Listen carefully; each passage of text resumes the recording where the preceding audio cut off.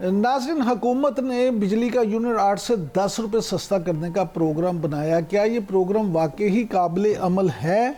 और ये अगर इस पे अमल हो गया तो आवाम से इसको कितना रिलीफ मिलेगा? इस हवाले से बात करने के लिए हमारे साथ मौजूद हैं माहिर मुआशियात जनाब हारून शरीफ साहब। थैंक यू वेरी मच हारून साहब, आपने वक्त दिया। यहीं से बात शुरू कर लेते हैं कि क्या हुकूमत के लिए 10 रुपये फी यूनिट बिजली सस्ता करना मुमकिन भी है या सिर्फ आवाम को तसल्लियाँ दी जा रही हैं? कि इसको देखें, पावर सेक्टर जो है वो इस वक्त हुकूमत की एक बहुत बड़ी, हम इकोनॉमिक्स में कहते हैं, फॉल्ट लाइन है।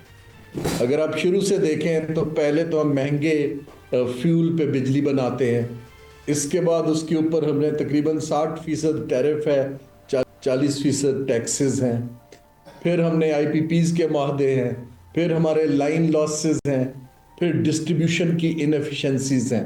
अब सवाल ये पैदा होता है कि ये हुकूमत किस चीज़ को बेहतर करके ये रिलीफ पास ऑन कर रही है और किसको पास ऑन कर रही है। अक्रॉस द बोर्ड कर रही है या निचले तबके को ज़्यादा कर रही है, उसको स्टैगर कर रही है, जिसको हम टारगेटेड सब्सिडी कहते हैं। जहाँ तक आईपीपीज का इन्होंने एक बहुत ज़्यादा शोर शराबा किया, हम रीनिगोशिएट कर रहे हैं, उसके अंदर तो इतनी गुंजाइश नहीं है। इवन रीनिगोशिएटेड के अंदर हार्डली 1 सेंट की उसके अंदर गुंजाइश बनती है, 2 रुपए और 80 पैसे की। अब ये जो बाकी है, अल्लाह करे कि अगर आप रिकवरी बढ़ा के कर रहे हैं या अपनी इनएफिशिएंसी को बेहतर करके कर रहे हैं, वो तो बहुत अच्छी बात है। लेकिन अगर या टैक्सेस आप कम कर नहीं सकते क्योंकि आईएमएफ प्रोग्राम में है, लेकिन अगर आप लोगों के बजट के पैसे को या कर्ज लेके सब्सिडी के तौर पे करने की कोशिश कर रहे हैं तो ना आपको आईएमएफ करने देगा और ना ये एक अच्छी प्रैक्टिस है, क्योंकि आप साफ पैसे को थ्रू जो लॉसेस को कवर करने के लिए, अभी अगर आप हुकूमत की अपनी जो उन्होंने पब्लिक किया रिपोर्ट स्टेट ओन्ड एंटरप्राइजेज में देखें तो 60% से ज्यादा लॉसेस अब पावर सेक्टर की गवर्नमेंट की कम चले गए हैं। ये एक लम्हा फिक्रिया है। हारून साहब, आपने आईएमएफ का जिक्र किया तो आईएमएफ ने कहा है कि पाकिस्तान के लिए कर्जों का बोझ जो है वो सबसे बड़ा चैलेंज है और उसकी वजह यह है कि टैक्स वसूली जो है उसकी सलाहियत कम है। आप क्या समझते हैं कि ये हमारे हुक्मरानों को बात मालूम नहीं जो वो धड़ाधड़ कर्जे लिए जा रहे हैं? देखिए जी, हुक्मरान तो कर्जे इसलिए लेते हैं कि उनको पता है कि जब इनकी रीपेमेंट बढ़ेगी तो तब तक इलेक्शन हो जाएंगे, अगली हुकूमत को पास ऑन हो जाएंगे। कोई मुल्क का तो सोच के नहीं लेते, क्योंकि मुल्क तो कर्ज लेने की पोजीशन में है ही नहीं। देखिए, यूनाइटेड नेशंस की डेफिनेशन में जो मुल्क अपने बजट का 25 से 30% कर्ज की अदायगी में दे रहा हो उसको डेट स्ट्रेस कंट्री कहा जाता है। पाकिस्तान तो 52-54% देता है, तो हम तो हाईली डेट स्ट्रेस कंट्री हैं। 70% हमारी जीडीपी का कर्ज है। अब इस सूरत हाल के अंदर जो आईएमएफ कह रहा है उसमें कुछ वजन है, लेकिन मुझे इख्तलाफ। आईएमएफ सिर्फ टैक्स नेट बढ़ाने की बात कर रहा है, जो कि बढ़ाना चाहिए, लेकिन आईएमएफ जो है वो आपको खर्चे कम करने के ऊपर पुश नहीं कर रहा। हुकूमत का इस कदर बेहिसाब खर्चा है, हजारों रेस्ट हाउस चला रहे हैं उनके, ऐसे ऐसे एक वजारत मिनिस्ट्री ऑफ कॉमर्स का मुझे कल किसी ने बताया 28 झैली इदारे खोल के बैठा हुआ है। तो इनको कम से कम अपना खर्च कम करके जो आपका कर्जों का बोझ है, कर्ज की बजाय इस पे जाना चाहिए। दोबारा से मैं उस रिपोर्ट पे आता हूं। हम सड़कें पुल बनाए जा रहे हैं कर्ज लेके। सबसे बड़ा लॉस अब स्टेट ओन्ड एंटरप्राइजेज में, जो एक जमाने में स्टील मिल पीआईए का होता था, अब वो नेशनल हाईवे अथॉरिटी का बन गया। लेकिन हारून साहब, यहाँ ये भी सवाल पैदा होता है कि जब आप हुकूमत की बात करते हैं तो हुकूमत ने तो सबसे पहले ये दावा किया था कि बहुत सारे महकमे जो हैं वो ख़त्म कर दिए जाएंगे, अपने खराजात में कमी लाई जाएगी। तो वो फिर अभी तक 1 साल तो हो गया हुकूमत को, तो उस पर अमल तो किसी चीज़ पे नहीं हो सका। बिल्कुल नहीं हो सका जी। और ये ब्यूरोक्रेसी ना करने दे रही है ना करने देगी। इसके लिए कोलिशन गवर्नमेंट को इकट्ठा होके खड़ा होना पड़ेगा, और वो मुझे नहीं दिख रहा कि ऐसी कोई विल है। As we move closer second third year में तो और कुछ हमें अगर स्टेबलाइजेशन आ जाती है تو یہ وہی اولڈ سکول کے ٹھیکے دے دو، ایک دوسرے کو شیئر دے دو، بجٹ کے پیسے دے دو، پی ایس ڈی پی بانٹ لو، یہ پرانی پریکٹسز کی طرف جاتے دکھ رہے ہیں، نہ کہ حکومت کو بڑے آرام سے.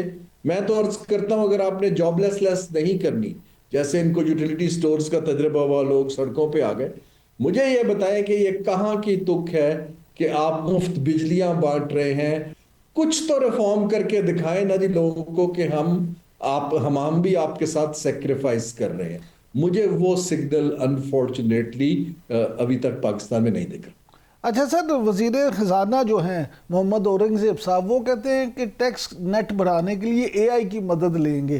آپ کو کیا لگتا ہے کہ وہ اس پوزیشن میں ہیں کہ اے آئی کی مدد سے ٹیکس نیٹ بڑھا لیں؟ جی میں اس کے حق میں ہوں کہ آپ ٹیکنالوجی کا استعمال بڑھائیں ٹیکس کلیکشن میں، اور جتنا آپ ہیومن ٹچ کم کریں گے اتنی کرپشن اور ہراسمنٹ کم ہوگی. اب وہ اے آئی کو کیسے یوز کرتے ہیں، ان کے پاس کتنی صلاحیت ہے، اگر تو انہی بابوؤں نے یوز کرنا ہے پھر تو وہ نہیں چلے گا.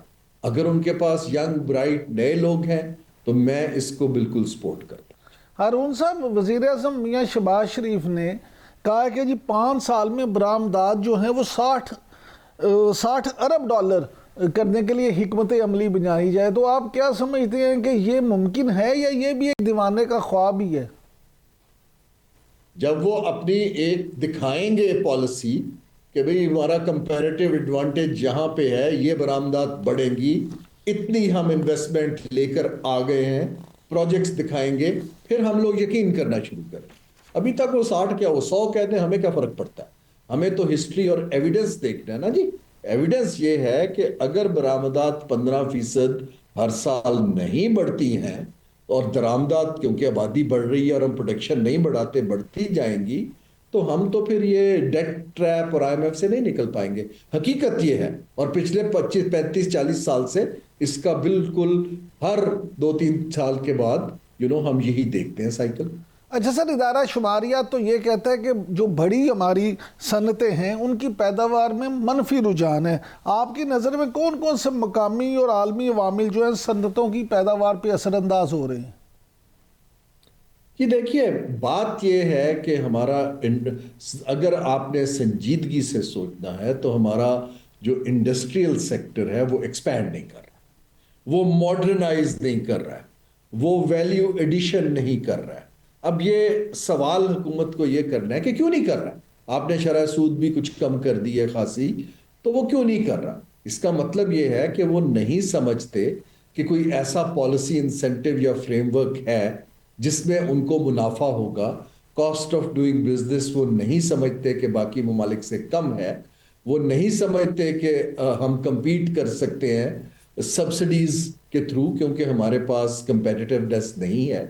اب یہ ایک دنیا ایسے کرتی ہے کہ وہ ایک cutting edge world class industrial policy launch کرتی ہے، اس کو لوگوں سے ڈیبیٹ کرتی ہے، پرائیویٹ سیکٹر کو اعتماد میں لیتی ہے، ورلڈ کلاس ایکسپرٹ سے پیئر ریویو کراتی ہے، پھر پارلیمنٹ میں لے کے جاتی ہے. انفارچونیٹلی ہمارے یہ ہوتا ہے کہ 3 ہمارے کوئی جو افسران ہیں وہ بیٹھ کے پاور پوائنٹ بناتے ہیں، اس کو وہ پالیسی کہتے ہیں. دیکھیے پالیسی ایک بڑی مہنگی چیز ہے کیونکہ اس کے اثرات ملینز لوگوں پہ ہوتے ہیں. اب یہ جو منفی گروتھ ہے، this should be a priority کہ اب تو آپ کا سود کم ہو گیا، کچھ سٹیبلائزیشن بھی آ گئی، تو لوگ آپ پہ اعتماد کیوں نہیں کر رہے؟